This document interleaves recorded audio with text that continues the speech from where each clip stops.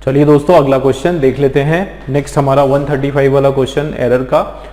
देखें, there was only a loaf of bread and 2 bottles of milk in the refrigerator when we return back after a week from Mumbai.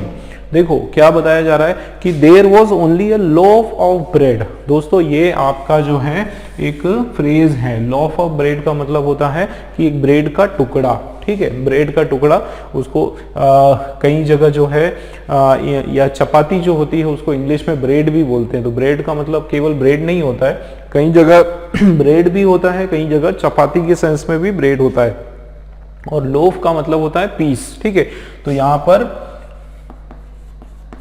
Piece की बात हो रही है, किसके piece की? ब्रेड की। तो क्या बोला उन्होंने कि देयर वाज ओनली, वहां पर क्या था? केवल एक लोफ ऑफ ब्रेड, मतलब एक छोटा सा पीस था ब्रेड का, और उसके अलावा क्या क्या था? And 2 bottles of milk, 2 bottle of milk थे। कहां पर? इन द रेफ्रिजरेटर। कब था? व्हेन वी रिटर्न, जब हम लौटे, जब हम वापस आए। Return back after a week from Mumbai. After a week मतलब एक हफ्ते के बाद जो है, जब हम मुंबई से वापस लौटकर अपने घर आए तो हमने देखा कि वहां पर केवल एक ब्रेड का टुकड़ा था, एक छोटा सा। लोफ का मतलब हो सकता है कि टुकड़ा ना हो, एक ब्रेड का पैकेट हो, पूरा का पूरा एक लोफ हो ब्रेड का, वो हो, और उसके साथ साथ 2 बॉटल्स जो है मिल्क की वो हो। ठीक, ये इसका मीनिंग आ रहा है। अब देखते हैं दोस्तों, देखो शुरुआत यहाँ पर किससे हो रही है? देयर से हो रही है। अब देयर का एक मजेदार रूल बताता हूं दोस्तों। देखो देयर का जो स्ट्रक्चर है ये आप लोग समझो, ठीक है। देयर का स्ट्रक्चर आप लोग समझें दोस्तों कि देयर जो है यहां पर देयर आया, ठीक। उसके बाद आपका आने वाला है क्या? ऑक्सिलरी वर्ब, ठीक है, या फिर हेल्पिंग वर्ब, ये आने वाला है, ठीक। उसके बाद दोस्तों क्या आएगा कि आपका सब्जेक्ट, क्या रखेंगे हम? सब्जेक्ट, जो कि नाउन के फॉर्म में होने वाला है, ठीक है। और उसके बाद जो है जो भी एक्स्ट्रा चीजें, अदर वर्ड्स आप इसको बोल सकते हो। लेकिन मैं आपको ये बता रहा हूं कि यहाँ जिस तरीके से हम लोग सिंटैक्स का रूल अप्लाई करते हैं, ठीक है, जो हम सिंटैक्स का रूल हमारा क्या अप्लाई होता है दोस्तों कि सब्जेक्ट जो है उसके हिसाब से वर्ब होता है। अगर सिंगुलर सब्जेक्ट है तो वर्ब भी कैसा होगा? सिंगुलर वर्ब होगा। और इसी तरह से अगर हमारा प्लूरल सब्जेक्ट है तो वर्ब हमारा क्या होगा? प्लूरल वर्ब होगा। ये हमारा सब्जेक्ट वर्ब एग्रीमेंट का रूल है, या शॉर्ट में हम लोग इसको सिंटैक्स का रूल बोलते हैं। ठीक, यही रूल यहाँ पर अप्लाई होता है। बस फर्क इतना सा है, देयर के बाद इतना सा फर्क है कि पहले हम लोग देयर लिखते हैं, उसके बाद में दोस्तों आपका हेल्पिंग वर्ब आ जाता है, और फिर आपका सब्जेक्ट आ जाता है या नाउन आ जाता है। तो बस यहाँ पर भी सेम रूल होगा। क्या देखना है हमको कि हमारा जो सब्जेक्ट है उसके हिसाब से हमको वर्ब लगाना है। मतलब अगर आपका सब्जेक्ट सिंगुलर है, सिंगुलर अगर हमारा सब्जेक्ट है तो वर्ब यहाँ पर कैसा होना चाहिए? सिंगुलर वर्ब होना चाहिए। और उसी तरीके से प्लूरल अगर हमारा सब्जेक्ट या फिर नाउन है तो वर्ब हमारा दोस्तों कैसा होना चाहिए? Plural verb. तो बिल्कुल इसी तरीके से, बस इसमें क्या होता है, हमको हेल्पिंग वर्ब पहले मिल जाता है और आपका जो पूरा का पूरा सब्जेक्ट है या नाउन है वो बाद में मिलता है। अब देखो क्या लिखा है कि there was only a loaf of bread, कि केवल एक लॉफ ऑफ ब्रेड था, है ना। वहां पर क्या था? केवल एक लॉफ ऑफ ब्रेड था। अब मैं आपको एक चीज बताऊं दोस्तों, यहाँ पर सब्जेक्ट, ध्यान देना, यहाँ पर एक सब्जेक्ट जो है एक सिंगल वर्ड नहीं है। आप देखो ओनली है, देयर वाज ओनली, और उसके बाद अगर आप ध्यान से देखोगे तो आप देखो एक तो बात हो रही है किसकी? लॉफ ऑफ ब्रेड की। तो ये जो लॉफ ऑफ ब्रेड जो है ये पूरा का पूरा आपका एक सिंगुलर नाउन है, क्योंकि अ लगा हुआ है ना, अ लगा है, जाहिर सी बात है अ के बाद ये पूरा का पूरा एक सिंगल यूनिट है, और इसलिए ये हमारा क्या है? सिंगुलर नाउन है। लेकिन आप एक चीज और याद रखो दोस्तों, उसके जस्ट आगे क्या है? एंड है। अब आप देखो जैसे नाउन है, ठीक, नाउन प्लस उसके बाद एंड, उसके बाद वापस आपका नाउन है क्या? 2 bottles ऑफ मिल्क, पूरा का पूरा यहां से यहां तक पूरा एक आपका ये कंपाउंड नाउन है, ठीक है। तो एक तरह से एक नाउन आपका ये है लॉफ ऑफ ब्रेड, और दूसरा जो नाउन है आपका वो क्या है? 2 bottles ऑफ मिल्क। दो आपके नाउन है। अब 2 नाउन है, एक नाउन और एंड क्या काम करता है दोस्तों, एंड जोड़ने का काम करता है, दो नाउन को प्लस करने का काम करता है। ठीक है, तो 1 + 1 क्या होगा, जाहिर सी बात है 2 होगा। मतलब ये दोनों नाउन को अगर हम मिला देंगे तो हमारा यहाँ पर प्लूरल नाउन होने वाला है। क्या होने वाला है दोस्तों, प्लूरल नाउन। और याद रखें कि ये जो आपका जो वर्ब है ये इस यहां से लेके यहां पूरे दोनों नाउन्स के लिए यूज है। देखो भाई, देयर वॉज क्या क्या था, ब्रेड भी था लॉफ ऑफ और बॉटल्स भी थी, दोनों चीजें थी। तो ये जो वर्ब है ये आपका अकेला लॉफ ऑफ ब्रेड के लिए नहीं था केवल, ठीक है ना, ये किसके लिए भी था, ये 2 बॉटल्स ऑफ मिल्क के लिए, दोनों के लिए था। तो जाहिर सी बात है, एक तो हम इसकी बात कर रहे हैं, एक यूनिट है लॉफ ऑफ ब्रेड, और दूसरा हम 2 बॉटल्स ऑफ मिल्क की बात कर रहे हैं, 2 यूनिट है। और 1 + 1 2, मतलब नाउन आपका हो गया प्लूरल। अब याद रखो कि जब नाउन हमारा है दोस्तों प्लूरल, नाउन हमारा अगर है या सब्जेक्ट हमारा जो है प्लूरल है, तो जाहिर सी बात है वर्ब भी हमारा क्या होना चाहिए, प्लूरल होना चाहिए। इसका मतलब यहां पर वॉज जो है ये आपका रॉन्ग आ गया, वॉस जो है ये हमारा रॉन्ग हो गया, और राइट जो होगा वो क्या होगा, वर होगा। ठीक, क्योंकि हमारा जस्ट उसके बाद में जो है प्लूरल नाउन है, 2 नाउन्स है ना, तो प्लूरल नाउन है। क्लियर हुआ, एरर हमारा जो है ए वाले सेक्शन में आ गया। ठीक, ये वाला ऑप्शन हमारा रॉन्ग है। ठीक, अब पढ़ते हैं। तो there were only a loaf of bread and 2 bottles of milk. ठीक, यहां तक क्लियर। आगे चलते हैं। इन द रेफ्रिजरेटर, कहां पर है ये, इस इतने ही रेफ्रिजरेटर में था। आगे व्हेन वी रिटर्न, जब हम लौटे। तो देखो व्हेन वी रिटर्न, अब आपका ये सेंटेंस किसमें, वैसे आपका पूरा सेंटेंस जो है पास्ट टेंस में चल रहा है। ठीक है, पास्ट टेंस में चल रहा है, कोई इशू नहीं। वी उसके बाद वर्ब का सेकेंड फॉर्म की, जब हम लौटे कहां से, रिटर्न्ड बैक, रिटर्न्ड बैक। अब एक मजेदार बात बताता हूं दोस्तों आपको, ये जो वर्ड है ध्यान देना, ये जो वर्ड है रिटर्न, ठीक है, इसका मीनिंग जब आपको पता चलेगा ना तो आपको समझ में आएगा कि ये जो बैक है यहां पर इसकी जरूरत ही नहीं है, ये अननेसेसरी है। ये क्या है हमारा, अननेसेसरी है। क्यों, क्योंकि देखो रिटर्न का मतलब ही होता है कम बैक, कम बैक, वापस आना, जब वो वापस आए। तो ये जो बैक है एक्चुअल में ये पहले से इसके मीनिंग में आ गया कि रिटर्न का मतलब ही होता है कम बैक। ठीक है, अब रिटर्न का मतलब ही होता है कम बैक, तो 2 बैक लगाने की जरूरत क्या है, बिल्कुल नहीं है। ठीक है, तो आप देखो कि व्हेन वी रिटर्न्ड, बस खत्म बात। When we returned after a week, एक वीक के बाद, फ्रॉम मुंबई, मुंबई से जब हम लौटे। वापस लौटे बोलने की जरूरत नहीं है, लौटना का मतलब ही होता है वापस लौटना। ठीक है, हिंदी में भी हमने इसको समझ लिया। देखो एक और वर्ड होता है इसी तरह का, है ना, एक और वर्ड होता है जैसे रिवर्ट, REVERT, रिवर्ट। तो रिवर्ट का मतलब, देखो रिवर्ट का मतलब क्या होता है, रिवर्ट का मतलब होता है रिप्लाई बैक, रिप्लाई बैक होता है। अगर कहीं पर लिखा है कि revert back, revert me back, इस तरीके से कहीं लिखा है तो मतलब वो भी आपका ग्रामर के हिसाब से रॉन्ग है।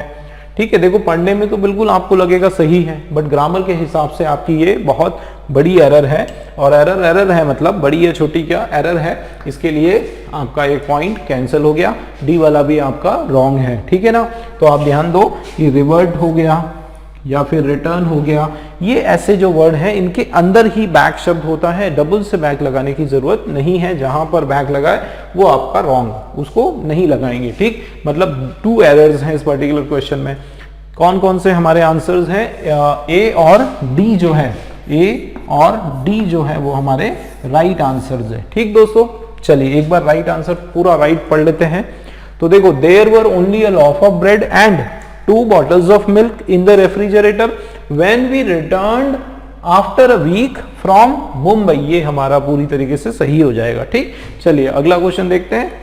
चलिए अगला क्वेश्चन देख लेते हैं। अगला वाला क्वेश्चन जो है दोस्तों आपके सामने 136 वाला question, mister Sen is one of the debtor who has paid all his dues on time. ठीक है, क्या इसमें बताया जा रहा है कि मिस्टर सेन जो है, मिस्टर सेन जो है वन ऑफ द डेटर है, वन ऑफ द डेटर है। डेटर का मतलब होता है कर्जदार। ठीक है, अब तो इसका मतलब है कर्जदार, कि वो एक ऐसे कर्जदार है, ठीक है, हु हैज, जिन्होंने कि पे कर दिया, ऑल हिज ड्यूज, अपने जो भी ड्यूज थे, जो भी अपने बकाया जो थे वो उन्होंने समय पर उसको पे कर दिया, उसका भुगतान कर दिया। ये इसका मीनिंग आ रहा है।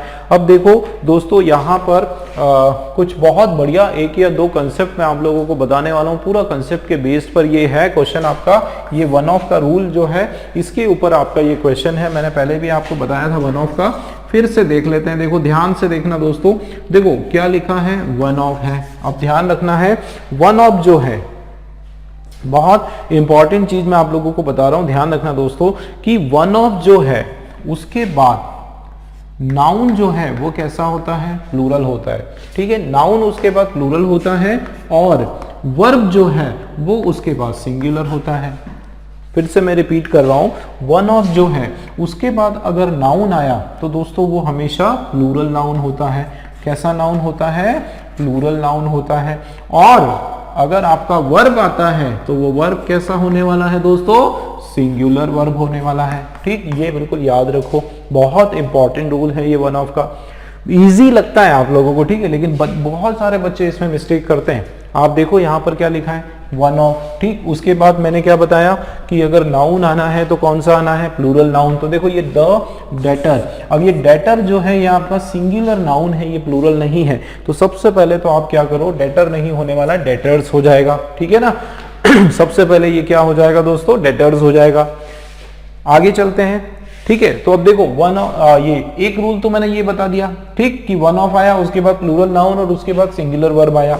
एक कंडीशन इसी के अंदर हम और समझते हैं। देखो वन ऑफ आया ध्यान देना, वन ऑफ आया, उसके बाद चलिए नाउन हमारा है प्लूरल नाउन। और दोस्तों उसके बाद अगर यहां पर कोई WH वाला वर्ड आ जाता है, क्या आ जाता है, WH वर्ड, जिसमें क्या क्या आ सकता है, या तो हु होगा, या विच होगा, या फिर दैट होगा, इनमें से कोई शब्द आ जाता है दोस्तों, इनको हम बोलते हैं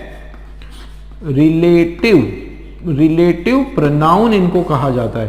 ये सब क्या है, हमारे रिलेटिव प्रोनाउन। बहुत इंपॉर्टेंट बात मैं आपको बता रहा हूं, ठीक है, ये आता है। अब इसके बाद देखो रिलेटिव प्रोनाउन का मतलब होता है दोस्तों, रिलेटिव प्रोनाउन के बाद ना एक क्लॉज जुड़ जाता है आपका, एक नया सेंटेंस आपका ऐसे जुड़ जाता है, जिसको हम लोग, आप क्या बोल सकते हो, जिसको रिलेटिव क्लॉज बोल सकते हो। इसको क्या बोल सकते हो आप, रिलेटिव क्लॉज हम लोग इसको बोल सकते हैं। मतलब एक नया सेंटेंस आपका जुड़ गया उसके अंदर, है ना, नया सेंटेंस आपका जुड़ गया। अब उसमें आप ध्यान देना कि WH वर्ड आया और उसके बाद इस क्लॉज के अंदर जो वर्ब आता है वो वर्ब आपका दोस्तों, ध्यान देना, वो वर्ब आपका एक्चुअली डिपेंड करता है, पता है किस पर, इसके ऊपर डिपेंड करता है, इस वर्ड के ऊपर। मतलब WH के जस्ट पहले कौन सा वर्ड है उस शब्द पर डिपेंड करता है, उस शब्द पर डिपेंड करता है कि वर्ब क्या आएगा। मतलब आप ये मानकर चलो कि ज्यादातर कंडीशन में यहाँ का वर्ब जो है वो आपका प्लूरल होता है। क्यों, क्योंकि इधर ऑफ के बाद ये नाउन कैसा होता है, प्लूरल नाउन होता है।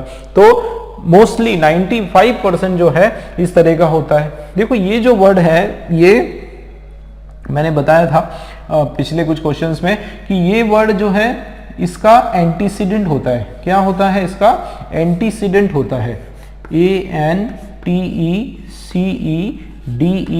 ANTECEDENT, एंटीसीडेंट होता है। मतलब ये जो WH लगा है ये हम किसके लिए लगाते हैं, इस प्लूरल नाउन के लिए लगाते हैं, है ना। एक एग्जांपल हम लोग देखते हैं कि वन ऑफ माई, ठीक है, वन ऑफ माई शर्ट्स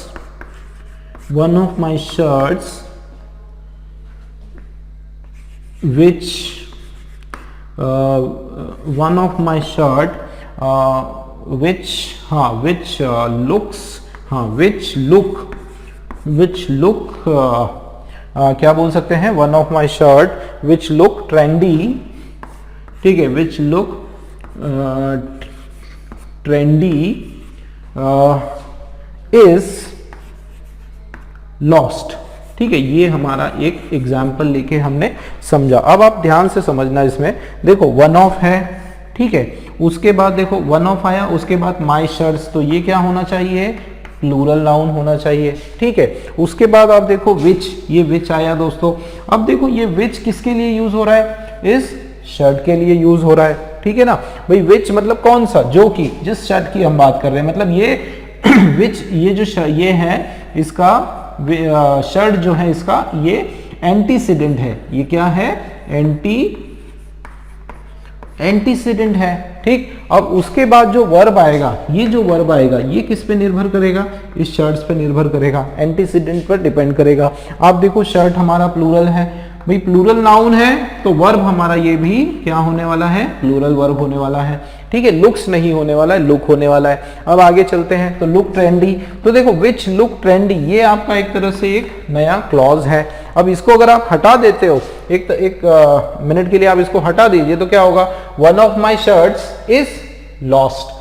तो यहाँ पे ये जो वर्ब है ये आपका सिंगुलर वर्ब है, और ये सिंगुलर वर्ब दोस्तों आप देखो यहाँ पर हमने क्या पढ़ा था शुरुआत में कि प्लूरल नाउन, अब उसमें अगर WH वाला कुछ इंक्लूड नहीं हो रहा है, अगर WH वाला इंक्लूड नहीं हो रहा है तो आपका वही ट्रेंड चलेगा, वही चलेगा, सिंगुलर वर्ब होगा। तो ये देखो सिंगुलर वर्ब उठकर यहाँ पर आपका आ गया, ठीक है ना। तो क्या हो जाएगा, देखो one of my shirts is lost, कि एक मेरी जो शर्ट है वो हर मेरी शर्ट्स में से एक शर्ट जो है वो गुम गई, ठीक। अब उसमें आपने क्या किया कि एक नया रिलेटिव प्रोनाउन लगा दिया, तो उस केस में आपने क्या किया, विच लुक्स ट्रेंडी, इस तरीके से कर लिया। क्लियर हो रहा है दोस्तों, समझ में आ रहा है, चलिए अच्छी बात है।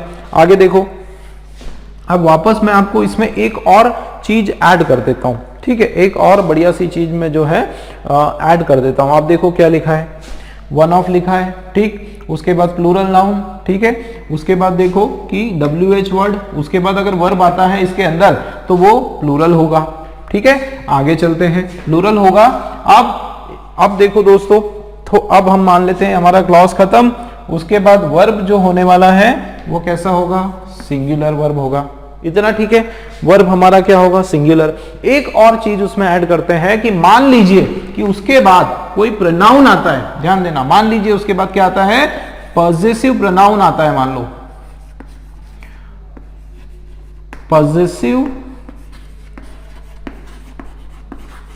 प्रोनाउन आता है, तो वो जो पॉजेसिव प्रोनाउन है वो किसके हिसाब से होगा दोस्तों, अकॉर्डिंग टू वन या वन ऑफ, ऐसे लिख दो। ये जो वन ऑफ का जो वन है ना उसके हिसाब से आने वाला है, ठीक है ना, किसके हिसाब से, उसके हिसाब से। अब आप क्वेश्चन देखो, मैं क्लियर करता हूं आपको। एक मिनट यहाँ पे हमने जो है क्या कर दिया, नहीं, अकॉर्डिंग टू ये जो प्रोनाउन आया ये भी आपका किसके हिसाब से आने वाला है, इस एंटीसीडेंट के हिसाब से आने वाला है, ठीक है ना। किसके हिसाब से आएगा, इस एंटीसीडेंट के हिसाब से आएगा, ठीक है। अच्छा, तो एक्चुअल में एक मिनट, यहाँ पे एक छोटा सा चेंज हमको करना है दोस्तों, ठीक है।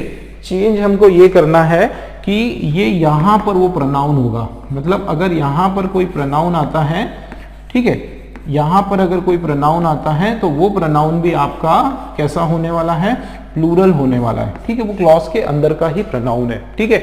अब हम क्वेश्चन में देखते हैं, पूरी चीजें क्लियर होगी। देखो क्या लिखा है, mister Sen is one of the debtors, तो ये तो प्लूरल नाउन हो गया, क्लियर है। उसके बाद ये देखो रिलेटिव प्रोनाउन हु, ठीक है। अब ये जो हैज है ये किसके हिसाब से लगेगा, डेटर्स के हिसाब से, और डेटर हमारा क्या है, प्लूरल है। डेटर क्या है, यहाँ पर प्लूरल नाउन है, तो ये हैज हमने कैंसिल कर दिया, ये हमारा हैव हो गया, क्लियर। आगे बढ़ते हैं, तो देखो mister Sen is one of the debtors who have paid all his dues. अब देखो यहां ये आपका प्रोनाउन आया, किस पॉजेसिव प्रोनाउन आया, ठीक है। कौन सा प्रोनाउन है, ये पॉजेसिव प्रोनाउन है, तो ये उसके ड्यूज, हिज ड्यूज, तो ये जो है यहाँ पर हिज भी आपका नहीं होने वाला है, क्योंकि यहाँ किसकी बात हो रही है, वन की बात नहीं हो रही, यहाँ पर डेटर की बात हम लोग कर रहे हैं। इसका मतलब यहाँ पर ये आपका देयर जो है, THEIR, देयर जो है ये आपका बिल्कुल सही हो जाएगा कि देयर ड्यूज। आप पढ़ो वापस, मिस्टर सेन इज, ये तो देखो सब्जेक्ट वर्ब बिल्कुल सही है, सिंगुलर नाउन सिंगुलर वर्ब, ये हमने पहले ही फिनिश कर दिया। आगे वन ऑफ द डेटर्स, तो वन ऑफ के बाद प्लूरल नाउन, ठीक है। हु हैव, क्यों? क्योंकि हु के बाद इसके हिसाब से वर्ब लगेगा डेटर्स के हिसाब से, तो who have paid all his dues, तो यहाँ पे ये जो ड्यूज पे करने वाले कौन है, किसकी बात हो रही है? डेटर्स की बात हो रही है। यहाँ ये जो है किसके हिसाब से लगेगा? इस प्लूरल नाउन के हिसाब से, ठीक है। तो ऑल देयर ड्यूज जो है यहाँ पर पूरी तरीके से सही हो जाएगा, ड्यूज ऑन टाइम, ठीक है दोस्तों, क्लियर हुआ? फिर से राइट आंसर पढ़ते हैं। Mister Sen is one of the debtors who have paid all their dues on time. इसका मतलब एरर जो है वो हमारा किस किस में है? बी वाला हमारा रॉन्ग है और सी वाला, बी और सी ये जो है हमारा बिल्कुल राइट आंसर है, ठीक है दोस्तों। हुआ क्लियर? इस कंसेप्ट को पूरा ध्यान से समझो आप लोग, वीडियो को बार बार इसको रिवाइंड करके देखो, समझो, जब तक पूरी तरीके से आपको क्लियर ना हो समझते जाओ, ठीक, बहुत इंपॉर्टेंट है। देखो वन ऑफ, फिर से शॉर्ट में, वन ऑफ प्लूरल नाउन, उसके बाद रिलेटिव प्रोनाउन अगर आता है वो कहां तक चलता है वो आप देखो कि ये देखो who have paid all his dues on time, ये पूरा का पूरा आपका यहाँ से एक आपका रिलेटिव क्लॉज है। तो उसके अंदर जितने भी रूल लागू होंगे रिलेटिव क्लॉज में वो किसके ऊपर निर्भर करेगा? इस प्लूरल नाउन के ऊपर निर्भर करेगा। डेटर्स को डिफाइन करने के लिए हमने ये लगाया है ना, डेटर्स को डिफाइन करने के लिए लगाया। तो देखो डेटर्स हु हैव, तो सबका सब डेटर के लिए चलेगा, हैव यहाँ पे प्लूरल आएगा, ऑल देयर ड्यूज यहाँ पे प्लूरल आएगा, ठीक, इस तरीके से। चलिए फिर से आप देखिए, अगर समझ में नहीं आए तो वीडियो आगे देखते हैं अगला क्वेश्चन। चलिए दोस्तों, स्वागत एक बार फिर से, अगला क्वेश्चन आपके सामने। नेक्स्ट क्वेश्चन आप देखें 137 वाला हमारा क्वेश्चन। द क्या लिखा है पढ़ते हैं। The 4 bodies of 2 women were recovered from a burning pile of dried cow dung near a bridge। क्या इसमें बताया जा रहा है कि 4 बॉडीज। अब दोस्तों ये जो 4 हैं, इसका मतलब ये वाला हिंदी का 4 जो है ये आपका बिल्कुल नहीं है, कतई नहीं है, ठीक है। ये 4 जो है कुछ और वर्ड है दोस्तों। बेसिकली ये 4 जो है ये इंग्लिश का वर्ड है, ठीक। और इसका मीनिंग जो है, ध्यान देना, इस 4 का मीनिंग होता है बर्न, BURN, बर्न, जला हुआ, ठीक है। तो यहाँ पर आप देखो कि द 4 बॉडीज, मतलब जो बर्न बॉडी जो है किसकी? ऑफ 2 वुमेन, 2 महिलाओं की। देखो वुमेन जो है ये हमारा यहाँ पर EN है, इसका मतलब ये प्लूरल नाउन है, और वैसे भी 2 लिखा है तो 2 प्लूरल ही होगा। 2 के नंबर जो है एक्सक्यूज मी दोस्तों, नंबर जो है उसके बाद में प्लूरल नाउन ही होना है, ठीक है। तो क्या बताया गया है कि यहाँ पर जो जली हुई जो बॉडी है 2 वुमेन की, वर रिकवर्ड, उनको रिकवर किया गया, उनको प्राप्त किया गया, from a burning pile of dried cow dung की, एक काउ डंग जो गोबर का एक पूरा पाइल था, एक ढेर था, सूखे वाले जो कंडे जिसको बोला जाता है, उसके जलते हुए उसका जो पाइल था, उसका जो ढेर था, वहां से जो है 2 डेड बॉडीज महिलाओं की, पूरी जली हुई जो डेड बॉडीज हैं उसको रिकवर किया गया, ठीक है, नियर अ ब्रिज, ब्रिज के पास में, ये यहाँ पर बताया जा रहा है, ठीक है। अब देखो यहाँ पर अगर देखा जाए तो अगर हिंदी हम करते हैं तो यहाँ पर क्या होता है कि द 4 बॉडीज, मतलब जली हुई बॉडी, कैसी बॉडी? जली हुई बॉडी। इसका क्या मतलब है दोस्तों कि यहाँ पर हम लोग बात कर रहे हैं, ये जो प्लेस है यहाँ पर कोई ना कोई एडजेक्टिव आना चाहिए, ठीक है। क्या आना चाहिए? कोई एडजेक्टिव आना चाहिए। क्यों? क्योंकि हम लोग यहाँ पर जो है किस तरह की जो बॉडी है उसको डिफाइन किया जा रहा है यहाँ पर, उसके हिसाब से हम बात कर रहे हैं। लेकिन ये जो वर्ड है, ध्यान देना, ये जो वर्ड है 4, अब इसका मतलब होता है बर्न, ठीक है। और ये हमारा जो है वर्ब का फर्स्ट फॉर्म है। अब मुझे बताओ, आप यहाँ पर देखो द लगा है, ठीक है, उसके बाद ये आपका नाउन है। मैंने आप लोगों को बताया था पहले भी, देखो एडजेक्टिव कंफर्म कैसे होगा? द और उसके बाद नाउन, ठीक, तो जाहिर सी बात है। और उसके बाद देखो ऑफ भी आ गया। तो एक तो मैंने आपको बताया था कि द और ब्रैकेट और उसके बाद ऑफ, मैंने ये आपको कंडीशन बताई थी कि द और ऑफ उसके बीच में हमेशा क्या होता है? नाउन होता है दोस्तों, ठीक है। अगर आपका नाउन ऑलरेडी है, इसका मतलब क्या होगा कि एडजेक्टिव होगा, एडजेक्टिव प्लस नाउन होगा, या तो केवल नाउन होगा या फिर the plus adjective plus noun, इस तरीके से प्लस ऑफ, ये आपका स्ट्रक्चर यहाँ पर बनने वाला है। तो ये हमारा 100% कंफर्म हो गया कि यहाँ पर क्या आने वाला है, यहाँ पर एडजेक्टिव आने वाला है। अब आप देखो कि ये जो चार जो वर्ड हैं, ये इसका मतलब होता है बर्न, ये आपका वर्ब का फर्स्ट फॉर्म है। अब आपको मैंने ये भी बताया था दोस्तों कि हम लोग जो है बहुत सारे जो वर्ब के सेकंड फॉर्म वाले जो शब्द हैं उनको हम लोग जो है एडजेक्टिव की तरह भी इस्तेमाल कर सकते हैं। इसका मतलब ये जो वर्ब है, अगर इसी को देखो, ये ईडी अगर मैं लगा देता हूँ, चार्ड में अगर लगा देता हूँ, तो ये अब मेरा वर्ब का सेकेंड फॉर्म तो है, ठीक है, नो डाउट। कुछ सेंटेंस में सेकेंड फॉर्म की तरह इसको यूज करेंगे, लेकिन यहां पर ये एडजेक्टिव की तरह भी इसको इस्तेमाल हम लोग कर सकते हैं, ठीक है। मतलब ईडी अगर आपने लगा दिया तो वो इसका एडजेक्टिव फॉर्म भी हो जाएगा और वर्ब का सेकेंड फॉर्म भी होता है। लेकिन यहां पर क्योंकि हमको चाहिए एडजेक्टिव, ठीक है ना, क्या चाहिए हमको, एडजेक्टिव चाहिए। इसके लिए हम लोग क्या करेंगे दोस्तों, यहां पर ईडी लगा देंगे, तो ये आपका हो गया चार्ड, ठीक। तो चार्ड बॉडीज, अब बिल्कुल ये सही होगा भाई, किस तरह की बॉडी, जली हुई बॉडी, ठीक। ये हमारा करेक्ट हो गया कि द चार्ड बॉडीज किसकी, ऑफ टू वुमेन, आगे देखते हैं, वर रिकवर्ड, उसको रिकवर किया गया, कहां से, फ्रॉम, कहां से रिकवर किया गया, from a burning pile of dried cow dung near a bridge, ठीक। बाकी मुझे इसमें कोई भी और करेक्शंस नहीं दिखाई दे रहा दोस्तों। मतलब ये हमारा जो पर्टिकुलर क्वेश्चन है इसके अंदर आपका सिंगल एरर है और जो कि ए वाले में है, ठीक, ए वाले में सिंगल एरर। क्लियर है, क्लियर है दोस्तों, याद रखो। ये एक तरह से बोल सकते हैं कि ये पर्टिकुलर जो एरर है आपका वोकैब के ऊपर बेस्ड है, क्योंकि आपको अगर इसका मीनिंग आपको नहीं पता चलेगा, आप ये नहीं पता कर पाओगे कि ये नाउन है कि एडजेक्टिव है कि वर्ब है, तो आपके लिए थोड़ा सा ये डिफिकल्ट हो सकता है। तो इसलिए जो है थोड़ा वोकैब पर ध्यान दो, ठीक। चलिए आगे देखते हैं नेक्स्ट क्वेश्चन।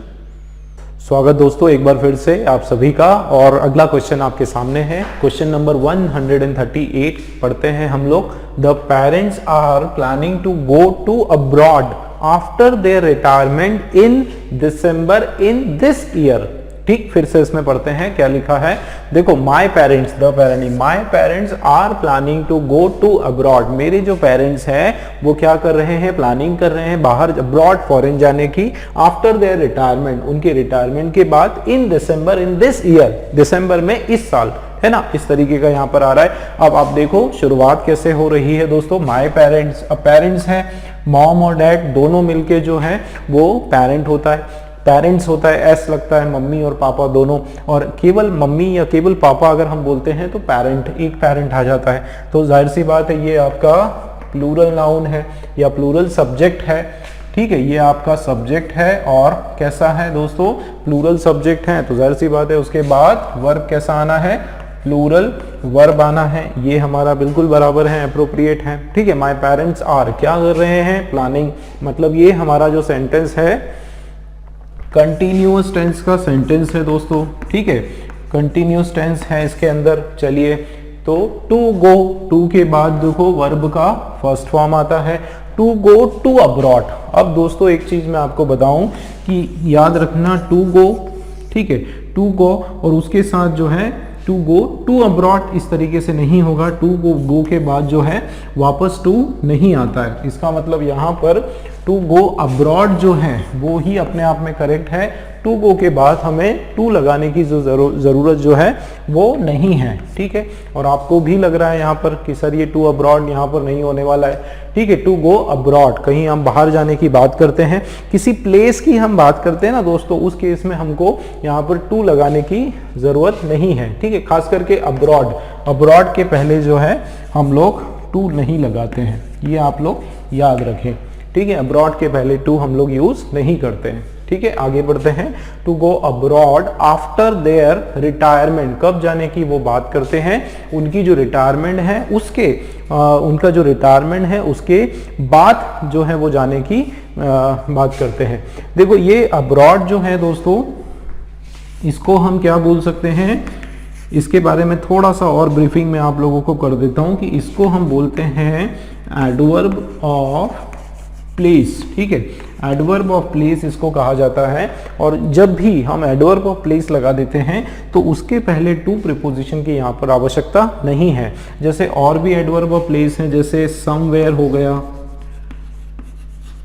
ठीक है, क्या है, समवेयर है या फिर एनीवेयर है, ठीक, एनीवेयर है या फिर हियर, टू हियर हम नहीं लगाते हैं, या I am going to there नहीं लगाते हैं हम लोग, ठीक है, I am going to here या I am going to anywhere, I am going to somewhere, तो इस तरीके से उसके साथ जो है टू प्रीपोजिशन हम लोग नहीं लगाते हैं, ठीक है, हियर, देयर, समवेयर, एनीवेयर, इन सब के साथ टू वाला प्रीपोजिशन हम लोग दोस्तों नहीं लगाते हैं, ये आप लोग याद रखो, ठीक है, क्लियर हुआ। अच्छा, तो यहाँ एक चीज क्लियर हुई, बी के अंदर हमारा एरर है। आगे देखते हैं, आफ्टर देयर रिटायरमेंट, उनकी रिटायरमेंट के बाद, इन दिसंबर, ये तो ठीक है, कब जाने वाले हैं, दिसंबर में जाने वाले, इन दिस ईयर, तो देखो दोस्तों यहां पर भी वही बात हो गई, ठीक है, इन दिस ईयर, कभी भी याद रखना, जैसे दिस आया या फिर दैट आया, ठीक है, दिस और दैट आता है, और उसके बाद अगर हम कोई टाइम फ्रेज लगाते हैं, मान लो कोई टाइम फ्रेज आता है, कोई समय बताने वाला कोई वर्ड आपका आ रहा है, जैसे मंथ हो गया, ठीक है, दिस मंथ हो गया, या ईयर हो गया, या डे हो गया, या फिर वीक हो गया, तो इस तरह से टाइम बताने वाला कोई वर्ड है और दिस दैट है, तो उसके पहले हम लोग जो है, उसके पहले हम क्या करते हैं दोस्तों, नो प्रीपोजिशन, कोई भी प्रीपोजिशन हम लोग क्या करते हैं, नहीं लगाते हैं, ठीक है, जैसे ये I will wait for you to that month है ना, इसके I will wait for you to that month है ना, तो या फिर दैट टाइम आप बोल देते हैं, टाइम लिख दो सीधा कि that time, to that time, तो I will wait for you to that time है ना, तो ये आपका रॉन्ग हो गया, टू प्रीपोजिशन यहाँ पर नहीं होगा, I will wait for you that time, उस टिल दैट टाइम, इस तरीके से आप लगा सकते हो, है ना। तो आप ये याद रखो कि दिस और दैट आया, उसके बाद कोई भी टाइम वाला जो वर्ड है वो हम लोग नहीं यूज, अगर दिस दैट है उसके बाद कोई भी टाइम फ्रेज है या टाइम फ्रेज का वर्ड है, तो उसके पहले आप लोग क्या करते हो, कोई भी प्रीपोजिशन आप नहीं लगाने वाले हो, ठीक है। तो ये यहाँ पर देखो कि इन दिस ईयर, तो दिस दैट कभी भी आया याद रखो, उसके पहले प्रीपोजिशन की जरूरत नहीं है, ठीक है।